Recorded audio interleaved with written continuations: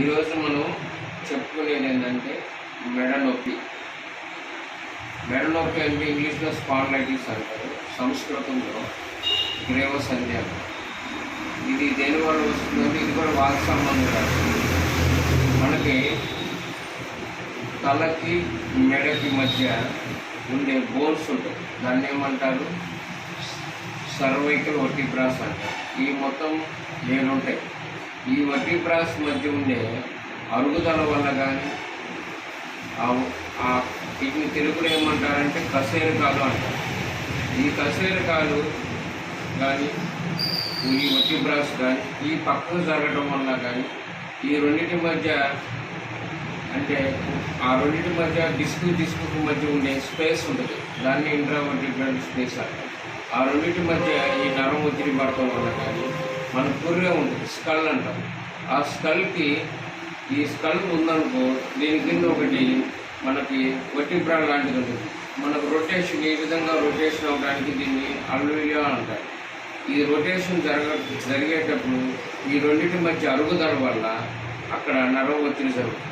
దానివల్ల ఏమవుతుంది, మెడంతా వాపు రావటము, చేతులు జాలు రావటము, తల కూడా మనము ఫ్రీగా తిప్పలేము. ఎందుకంటే అక్కడ ఒత్తిడి జరగటం వల్ల నరము. అదే ఇంగ్లీష్ డాక్టర్లు ఏమవుతుందంటే ఎక్స్రే తీసి మెడ దగ్గర నరం ఒత్తిడి పడింది, అందువల్ల నీకు ఇప్పుడు ప్రాబ్లం అమ్మా, నువ్వు ఒక బల్ల మీద కొనుక్కోవాలి దిండు లేకుండా, లేదంటే మెడకి ట్రాక్షన్, మెడకి బరువు వేస్తారు, దాన్ని ట్రాక్షన్ అంటారు. బరువు వేసి ఇట్లే కొనుక్కోమని వేస్తారు కిందకి. అటు ఒక 1 month 2 months రెస్ట్ తీసుకోమని చెప్తారు. అదే ఆయుర్వేదిక్లో అయితే ఏం చేస్తామంటే ఫస్ట్ ఒక రకమైన పేస్ట్ వేస్తాం. ఎక్కడైతే వాపు ఉంది ఆ వాపుకు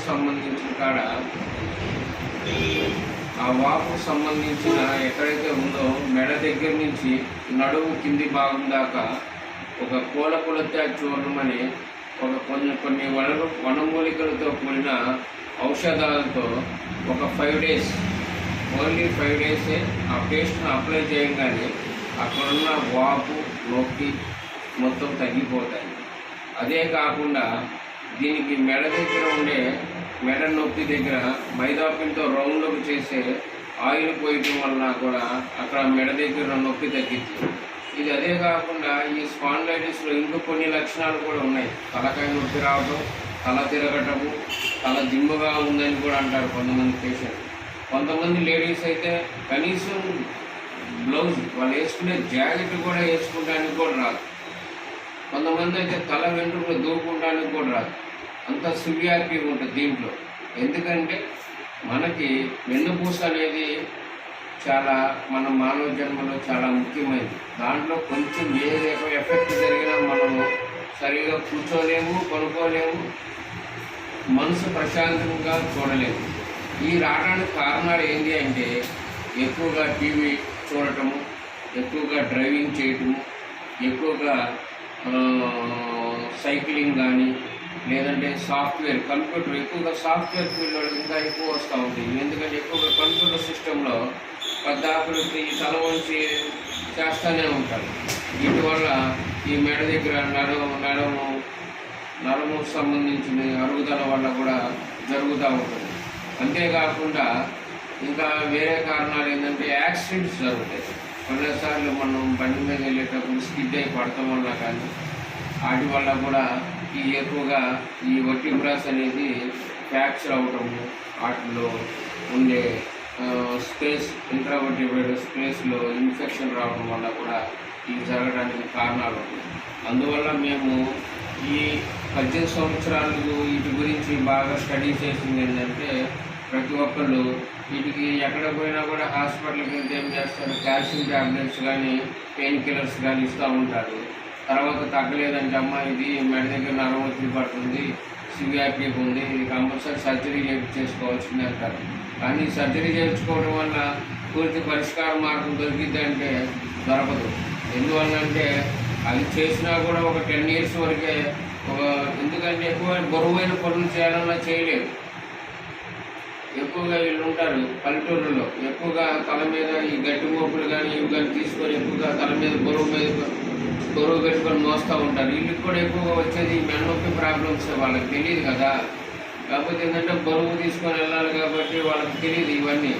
అలాంటి బరువులు మోయటం వల్ల కూడా ఈ మెన్నొప్పి వస్తుంది. దీనికి పరిష్కార మార్గం ఏంటంటే మేము ఇచ్చే కొన్ని వనమూలికల ద్వారా గుజ్జు పెరగడానికి ఇస్తాము. అదే కాకుండా ఒక రకమైన ఈ 18 సంవత్సరాలు మా ఎక్స్పీరియన్స్ ప్రకారం కొన్ని వనమూలికలతో ఒక పేస్ట్ని తయారు చేసాము. ఆ పేస్ట్ అక్కడ అప్లై చేయడం వల్ల ఇమ్మీడియట్లీ 3-4 డేస్లోనే పేషెంట్ ఇమ్మీడియట్లీ రిలీఫ్ అయిపోతారు. దాంతోపాటు కొన్ని ఆయిల్స్ పొడిస్తాము. అదే కాకుండా గ్రీవవస్తి మెడ మీద ఆయిల్ పోయటము, నస్యకర్మ ఫేస్కి మసాజ్ చేసి పంచకర్మ అంటే వమనం, విరేచనం, నస్యం, రక్తమోక్షం, వస్తి. అట్లే ఈ 5 కర్మలనే పంచకర్మ అంటే. దాంట్లో నస్యకర్మ మెయిన్. ఎందుకంటే మనకు బ్రెయిన్ సంబంధించిన నర్వస్ అన్నీ ఈ వెన్నుపూస ద్వారా కింద భాగంలోకి వెళ్తాయి కాబట్టి మనకుండే ఫేస్ భాగంకి వచ్చేసరికి రంధ్రాలు ఏంది, చెవి, ముక్కు, కళ్ళు, ఈ రంధ్రాలకు సంబంధించిన ఇన్ఫెక్షన్. దీంట్లో కూడా సైనసైటిస్ కూడా కంట్రోల్ అవుతుంది. నస్యకర్మ చేయడం వల్ల మనకు జలుబు సంబంధించిన వ్యాధులతో పిల్లలు బాగా సఫర్ అవుతారు. పెద్దవాళ్ళు కూడా నాకు ఎలర్జీ, కళ్ళు మంటలు, చెవుల్లో దురద వస్తున్నాయండి. ఈ నస్యకర్మ వల్ల కూడా వాటిలో కూడా రిలీఫ్ అయిపోతుంది. అందువల్ల ఇలాంటి కొన్ని ప్రత్యేకమైన సంబంధించిన మెడిసిన్స్ మా దగ్గర ఉన్నాయి కాబట్టి మీరందరూ సద్వినియోగం చేసుకుంటారని ఈరోజు ఈ స్పాండిలైటిస్ గురించి మీకు సవివరంగా తెలియజేస్తున్నాను. రేపు ఇంకో డిసీజ్తో మీకు దాని గురించి మళ్ళీ రేపు సొరియాసిస్ గురించి చెప్తా. ఎందుకంటే ఎక్కువ సొరియాసిస్తో చిన్న వయసు పిల్లలు కానించి పెద్ద వయసు దాకా పిల్లలు దాకా బాగా సఫర్ అవుతున్నారు. దాని గురించి లక్షణాలు ఏంటి దాని గురించి తెలియజేస్తారు. ఇంతటితో ఈ డిసీజ్ని ముగిస్తున్నాను.